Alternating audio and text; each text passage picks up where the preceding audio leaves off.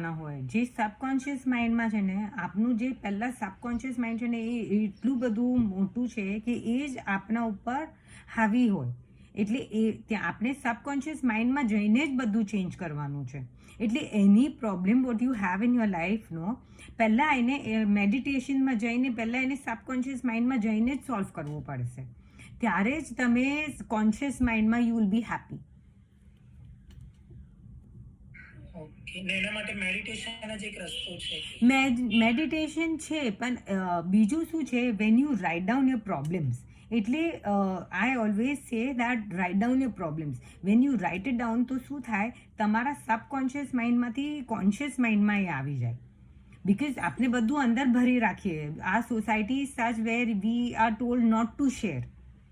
So we keep everything in the subconscious mind. અને બધું fear છે, જે પણ ડર છે, જે પણ પ્રોબ્લેમ્સ છે, એને પ્રેસ કરીને રાખો.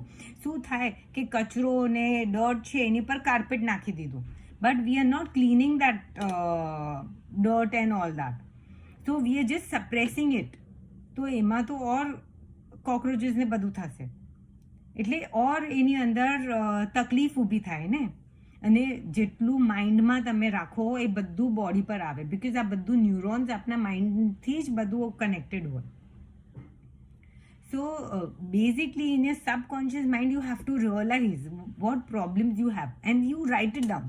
જે પણ પ્રોબ્લેમ્સ હોય ને write it down and rate yourself. જે આ મેં ચાર્ટ બતાવ્યું હતું એ જોયું ને? Yes. So what you should do is, when you write your problem, below that you make a chart, and in that chart you rate your problem. So बोलो जो financial problem में बताया तो I asked that person, so that person was at 0 level. Okay, then I told her that you go through this personality test and then you find out these 3 ways where teacher, counselor के leader आयु. Okay, now you choose any one and then you find out more goals. એટલે આપણે teacher બનવું હોય તો which subject, which standard, and then go to chat GPT AI માં અને એમાં ટાઈપ કરો કે હાવ યુ વિલ કન્ડક્ટ, યા તો પછી આખું સિલેબસ એ લોકો તમને કાઢીને આપે. તો હવે તો એઆઈના લીધે બધું બહુ ઇઝી થઈ ગયું છે કે they will make a whole road map for you. So if in case someone wants to be fitness trainer, તો ચેટ જીપીટીમાં આખું એ લોકો તમારું સિલેબસ 3 મહિનાનું કેવી રીતના કોચિંગ કરવાનું એ બધું કાઢીને આપે. So that is so you should rate yourself. હવે કોઈ પણ પ્રોબ્લેમ હોય ને તો you rate yourself. Now she was at 0. Now after knowing all this I told her now you rate yourself. So she said now I am at 4. Okay, now she's at 4. But you should keep on find more solution જ્યાં સુધી તમે 8, 9, 10 પણ ન આવી જાઓ. એટલે ચાર્ટમાં એટલે તમારે ખુદ તમારો પ્રોબ્લેમ લખવાનો, એને રેટ કરવાનો, પછી એના સોલ્યુશન્સ લખવાના નીચે. અને after writing those solution when you come at 8, 9, 10 know that time you should be satisfied કે 8, 9, 10 આવી ગયું ને એનો મતલબ હવે રિઝલ્ટનું આન્સર મળ્યો. So this is how the therapy also goes. બધી થેરેપી આવી રીતના જ જાય કે પહેલાં તમે પ્રોબ્લેમ લખો અને યા તો પછી the person will share their obvious, and I'm not allowing anyone to join because it's already half the session. Where we were, so you rate and then you chart. And any person who comes to you, you can tell them to express their problem and where they are at that time. એટલે એ problem ઉપર ક્યાં છે. હવે there was a person who came to me and he was very angry at his father. એના પપ્પા એને કાંઈક કીધું એટલે normally I get too many children. So he was very angry. So I said you rate yourself from 0 to 10 how you are feeling. So he was feeling very frustrated and angry. So he put himself at 1. So I said now you ask yourself what your father would have said or what you would have said कि જેનાથી you would have felt better. So he expressed कि if my father would have just said कि it's okay if you are late, but next time you be careful કે ચાલે કોઈ વાર આવું થઈ જાય, મારાથી પણ થાય છે. So he would have felt much better and much more relaxed. So I said this is what you are feeling. એટલે આપની જે એક્સપેક્ટેશન્સ હોય અગર એવું હોય તો I said next time you can just evening કે while they have dinner together you can just share with your father કે તમે આવું મને કીધું હતું, I would have felt much better. And the parents are coming for the children only for the counseling. એટલે he can share all those things. So this is how CBT works, એટલે cognitive behavior therapy, where you rate yourself. એટલે આવી રીતના rate કરતા શીખવાડવાનું. એટલે this is one way of solving the problem. અને બીજું હા જીરો એટલે મતલબ ડાઉન એટલે કઈ સોલ્યુશન જ નથી તમારી પાસે. તમે યુ આર ઇન ડાર્કનેસ, તમારી પાસે કઈ સોલ્યુશન નથી, તમે સ્ટક છો એક જગ્યા પર. એટલે કોઈ પણ યા તો એંગર કોઈને આવતું હોય તો એંગરથી એ પોતાના જાતને બહાર નથી કાઢી શકતા, એટલે he is at 0 level. And 8, 9, 10 is good. So when you achieve 8, 9, 10, so you should keep on finding the result. એટલે આપને ટ્રાય કરવાનું કે એ લોકો 8, 9, 10 પર આવે. પણ અગર ન આવી શકે તો after the session just ask them to rate where are you. So that child, he was so happy, so he to rated himself 8 only. I said that is too good કે એક જ વારમાં you are feeling so relaxed. When he could share, no, that ખાલી આટલું કીધું that it would have made me so relaxed. So normally what happens, લોકો share જ ન કરે. એ લોકો they keep it in their subconscious mind and they suppress their feelings and they suppress their anger, fear, everything they suppress. So societyમાં આ જ problem છે કે people don't share. So when they come for counseling, they are open to share. So this is one way. Other questions you can ask, or you want to, I will share with you. एक तो anxiety, normally what happens, people suffer from anxiety also. A lot of patients suffer from anxiety. So anxiety ma what happens, like they focus on too much on their problems. I had a patient who had OCD. So he was focused like કે હું ઘડી ઘડી hands ધોય ને તો એ લોકો 10 વાર હાથ ધોય. એ લોકો અગર સ્વિચ ચાલુ કરે બંધ કરે ને they will put the switch on and off for 10 times. So what is that, they are not able to relax and they've just focused on their problems. ઘડી ઘડી પ્રોબ્લેમ્સ જ જોયા કરે. જેમ આપણે પહેલાંમાં જોયું ને કે નેગેટિવ જે થોટ્સ છે ને એ લોકોના માઇન્ડમાં રિપીટ જ કર્યા કરે. એટલે this is all because you are repeating those thoughts again and again. And all those negative things, 80% we are thinking negative. We are not trained to think positive. And psychology શું છે, psychology will tell you about all the problems. જે બધા problems છે, જેટલું પણ psychology explore થયું છે, they will talk to you about the problems, about the disease, about the meditation and medicines and all that. અને એ બધું શું છે, ખાલી સપ્રેસ કરે. બટ યોગા શું છે, યોગામાં જે ષણમુખી છે, આ ત્રાટકા છે, આ બધું તમારા માઇન્ડને એકચ્યુઅલમાં રોલમાં રિલેક્સ કરે છે. તો this works like medicine only. Even children who R hyper, આ બધા માટે આ મેડિસિનની જેમ કામ કરે છે યોગાનું જે છે. અને then we do exposure therapy on such children who are OCD. Exposure થેરપીમાં they relax their mind only. એટલે સબકોન્શિયસ માઇન્ડને કેવી રીતના રિલેક્સ કરવાનું ને, that is most important. Subconscious માઇન્ડને જ સમજવાનું કે એના મનની અંદર શું તકલીફ થઈ રહી છે અને એને કેવી રીતના શાંત કરવાનું.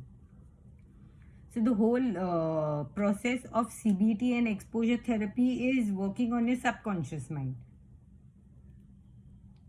I will share with you છે ને આપણું નેક્સ્ટ સેશનનું આની અંદર છે કે ને, I'll just check. Or you can ask some questions if you related to this so that you can come to know.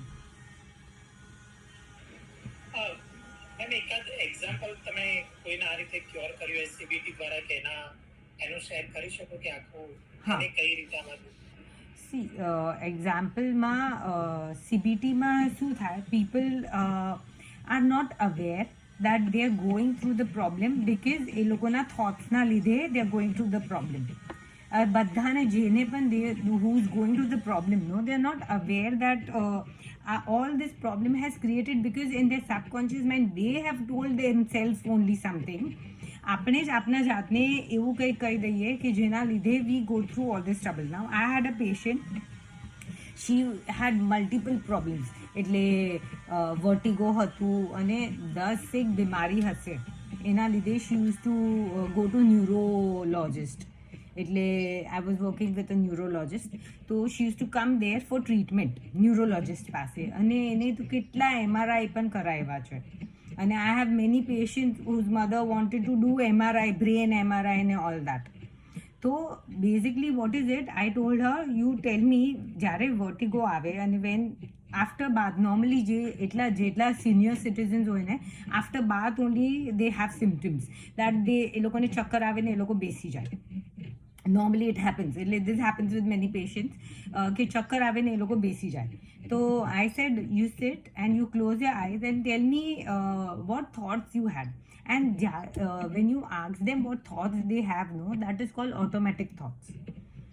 CBTમાં એને ઓટોમેટિક થોટ્સ કહેવાય.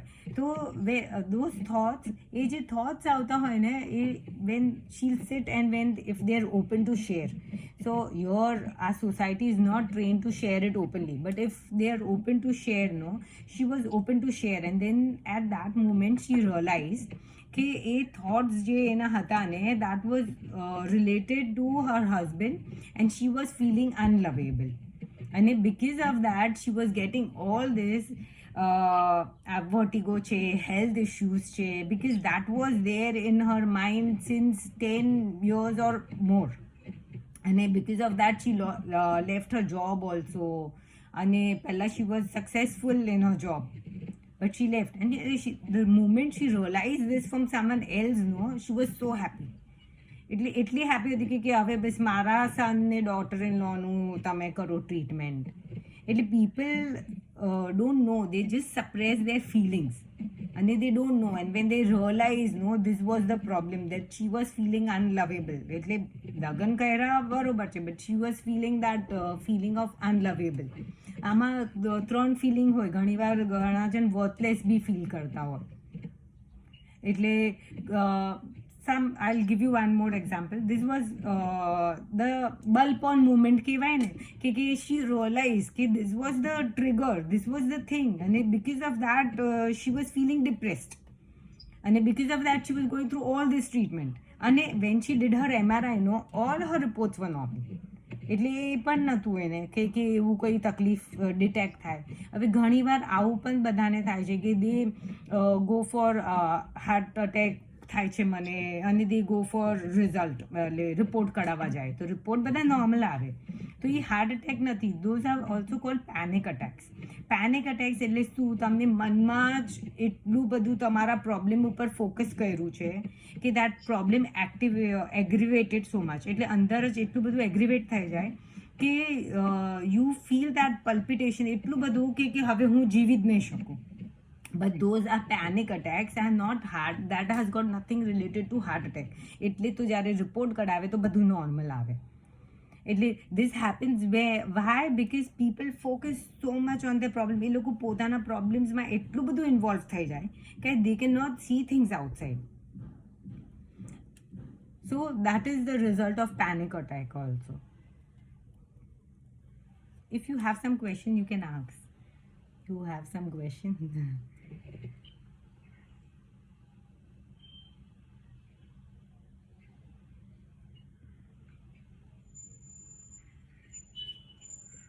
Ask. Yeah, something is there.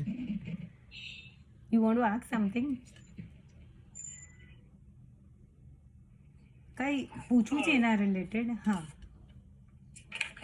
નહીં એટલે આપણે જે એક્સરસાઇઝ અમે કરી કે મતલબ એકચ્યુઅલમાં વોટ વી વોન્ટ, તો મતલબ એમાં જે આન્સર હોય કેવું કે આપણી આખી લાઈફ રિલેટેડ જ જોઈએ કે કેવું?